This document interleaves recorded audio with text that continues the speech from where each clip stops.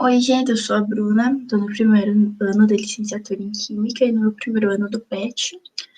E o meu seminário é sobre métodos analíticos utilizados para a identificação de provas criminais. Mas antes de começar, vocês têm que saber que para receber o certificado, né, vocês vão preencher um formulário, enfim. Só que esse formulário vai, vai pedir uma palavra-chave, que é tipo, ter certeza que vocês assistiram mesmo o seminário.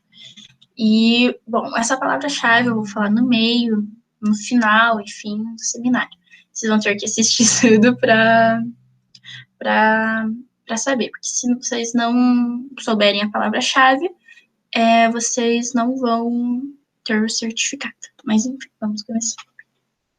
Bem, como eu disse, né, meu seminário é sobre métodos analíticos utilizados para identificação de provas criminais.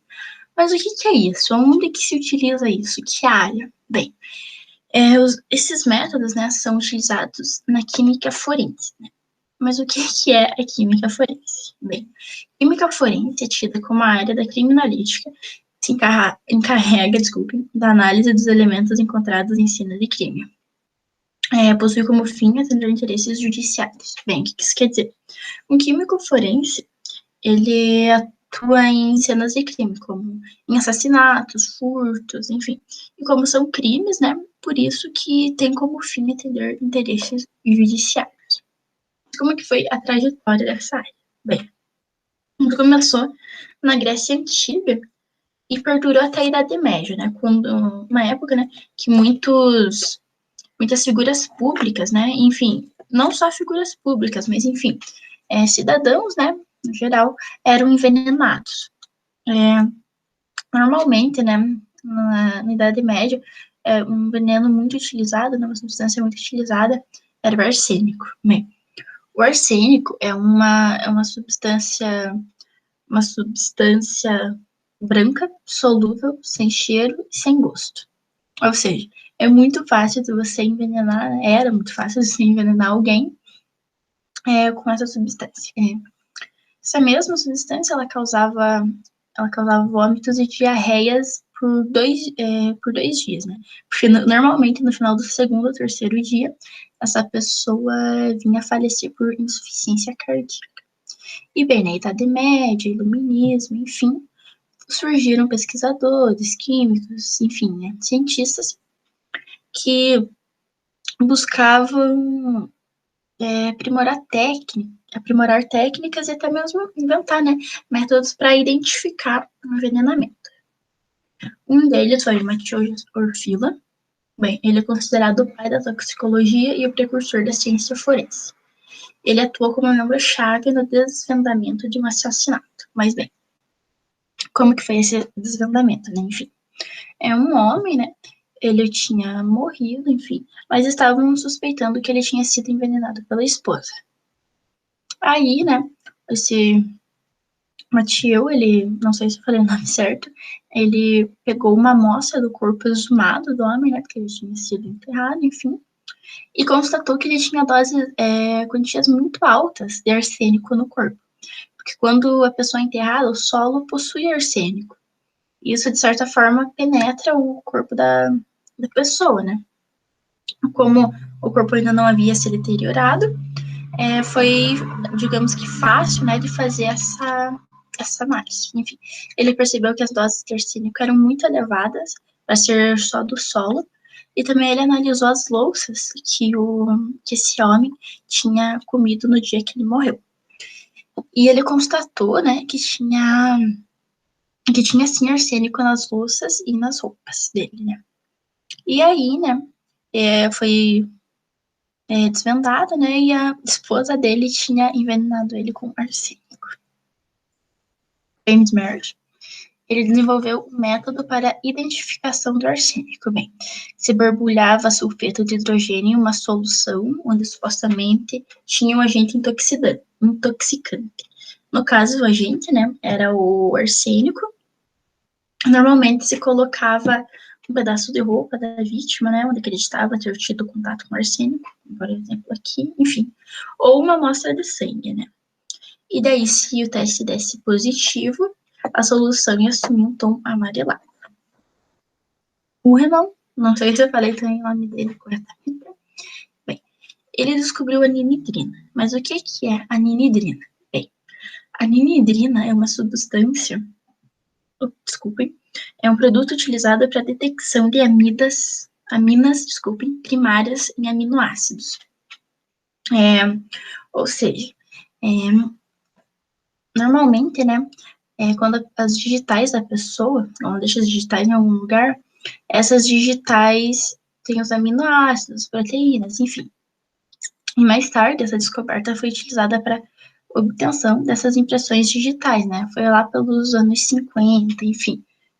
Porque quando a ninidrina é colocada em contato com algum lugar que você presume que tem as impressões digitais, a ninidrina assume uma coloração azul. Então, ela foi muito utilizada. Enfim. E como os profissionais dessa área atuam? Bem, a atuação não se limita apenas ao laboratório, né? Como eu disse, eles fazem perícias, né? Como cenas de crime, enfim, analisam todas as provas coletadas e podem atuar também como, por exemplo, ir numa indústria de alimentos, assim, enfim, né? Ver se o controle de qualidade, etc. Agora eu vou falar um pouquinho sobre as principais drogas e depois sobre os métodos que são utilizados para a identificação das mesmas. Bem, a maconha, ela possui uma substância, né, principal substância, né, que é o THC, o tetrahidrocannabidiol, que, bem, quando fumada, essa substância vai para a corrente sanguínea e, né, consequentemente vai para os órgãos e para o cérebro. E quando chega ao cérebro, o THC se associa a receptores canabinoides das células nervosas, o que impede que as células reajam a estímulos. O que isso quer dizer? Que quando o THC ele entra em contato com os receptores canabinoides, as células elas param de reagir a estímulos. Alguns deles podem ser a pressão, memória, concentração, são estímulos que podem ser afetados. A cocaína, eu não sei o que aconteceu, mas não está aparecendo aqui a fórmula estrutural dela, desculpe. É uma substância classificada como estimulantes do sistema nervoso central. A cocaína é o principal alcaloide extraído das folhas eritrocalcadão, não sei também se eu falei corretamente. E bem, o produto bruto da extração das folhas, mediante solventes exclusivos, é chamado pasta base. Como todos sabem, né, que a cocaína é uma substância que deixa a pessoa muito eufórica, com picos de... que tem breves picos de euforia, digamos assim. E, bem, essa pasta base, ela tem 40% de teor de cocaína. Ou seja, essa pasta, ela é submetida a processos de purificação e reações ácido-base, para que digamos assim, né, renda mais, né, os traficantes, também que seja mais dissolvida. Bem, depois dessa purificação, né, os processos de reação com ácido base, ela se apresenta em sal, cloridrato de cocaína, né, que é o normalmente utilizado, né, pelos usuários. Merla é o crack. Merla é uma substância forte que como que eu posso explicar? É como as folhas mesmo da cocaína, enfim. É uma mistura, assim, um crack. Bem, no organismo, a cocaína inibe a recaptação de serotonina, noradrenalina.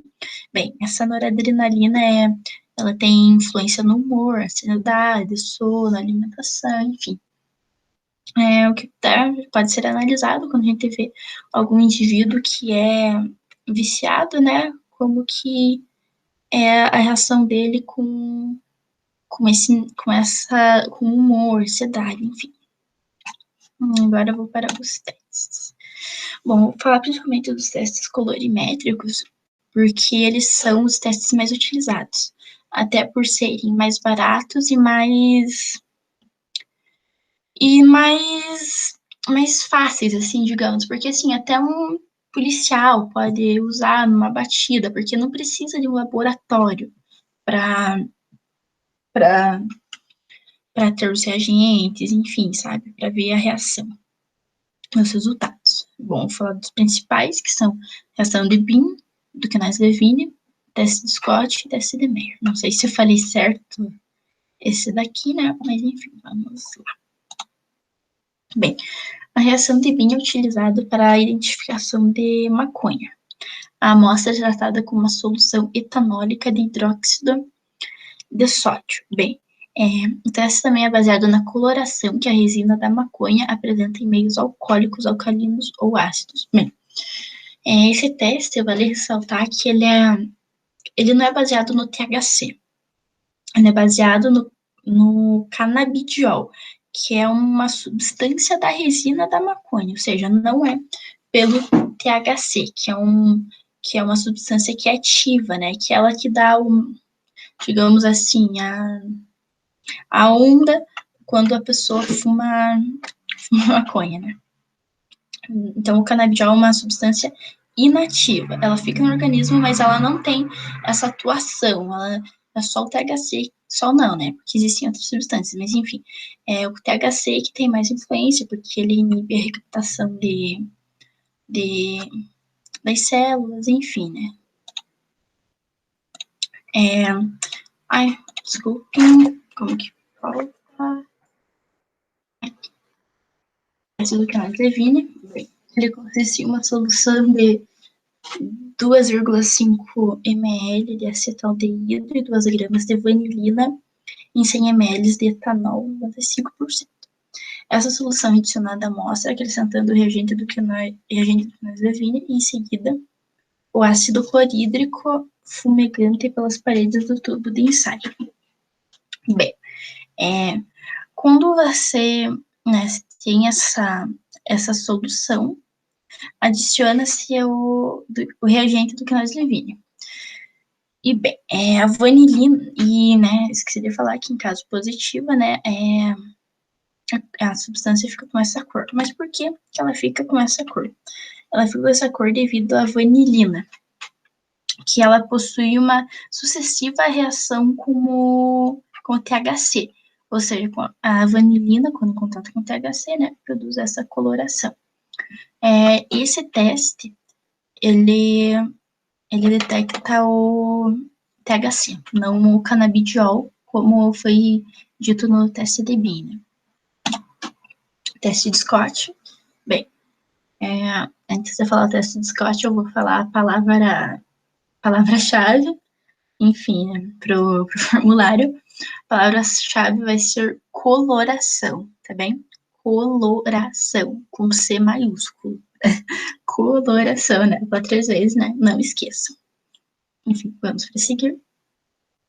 Teste de Scott. Bem, o reagente do Scott original é composto por tiacionato de cobalto a 2% de glicerina. E em 1986, mudaram o produto do teste e adicionaram o diclorometano, que propiciou a reação tanto para a cocaína, na forma de cloridrato, né, quanto na base livre. Mas, enfim, o que esse diclorometano mudou? Bem, o diclorometano, ele fornece o meio orgânico ideal, né, necessário para que o deslocamento do equilíbrio aconteça na formação do complexo azul, ou seja, ele faz com que o meio dessa substância, o meio orgânico, tenha mais facilidade para mudar e formar esse composto azul, né, esse complexo azul, né, para caso de caso de resultado positivo. Como ali, né, é um teste utilizado para cocaína. Teste de Meyer. Bem, ele é bastante utilizado para detectar alcaloides, né? Enfim, alcaloides são substâncias de caráter básico, como a cocaína, né? Que acho que eu não tinha falado. E bem, esse teste não apresenta especificidade, pois reage com lidocaína e outros adulterantes. Bem, esse é um teste que ele é muito sensível, por isso que ele pode reagir positivo com lidocaína, porque a lidocaína ela é sintetizada a partir das folhas de cocaína, né? Por isso que pode dar um falso positivo com a lidocaína. Bem, quando o resultado é positivo, né? A amostra forma essa coloração branco-leitosa, né? E quando é negativa, essa fica normal. E agora, né, as técnicas cromatográficas. Bem, eu vou ler a definição e daí eu explico para ficar mais fácil. Bom, é um método físico-químico fundamentado na migração diferencial dos componentes de uma mistura devido a interações individuais com a fase estacionária e fase móvel.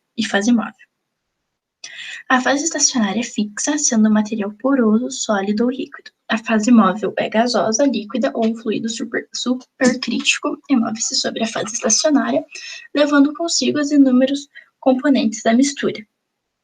Bem, o que isso quer dizer?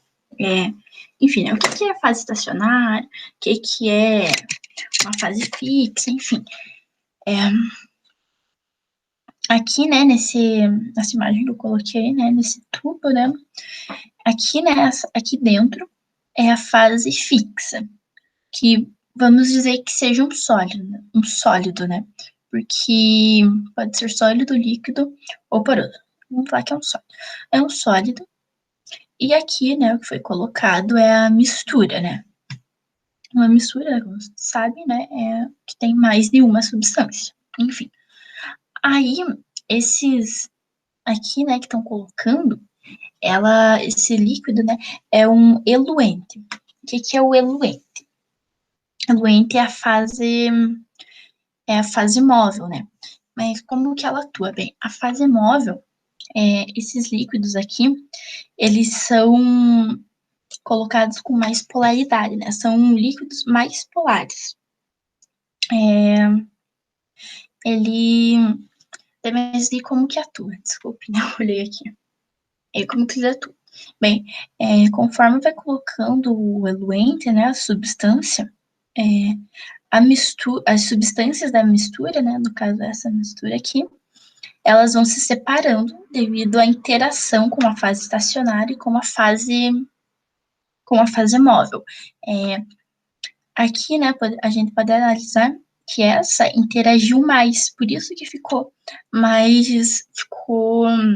enfim, parada aqui, porque ela interagiu mais devido à polaridade. Essa daqui, como não interagiu tanto devido à polaridade, né? Também devido a outros fatores, ela sumiu. Então, bem, essa técnica ela é muito utilizada em testes de urina. Só que assim, eu não sei, né, as substâncias, né, que utilizam, porque depende muito da substância que você quer utilizar. Ou seja, eu não sei qual reagente que eles usam, né, qual reagente usam na fase estacionária, enfim, para identificar, porque tudo depende tudo depende esqueci. Desculpe. Depende da interação, enfim. Como eu já expliquei, né, substâncias que interagem mais com uma fase estacionária vão ficar mais retidas na coluna. As que interagem menos vão sair, como foi mostrado aqui. E, gente, esse foi o meu seminário. Desculpem se eu enrolei, né? Como agora no final eu dei uma gaguejada, enfim, desculpem. E ressaltando, a palavra-chave é coloração, com C maiúsculo, tá? Muito obrigada. Até mais.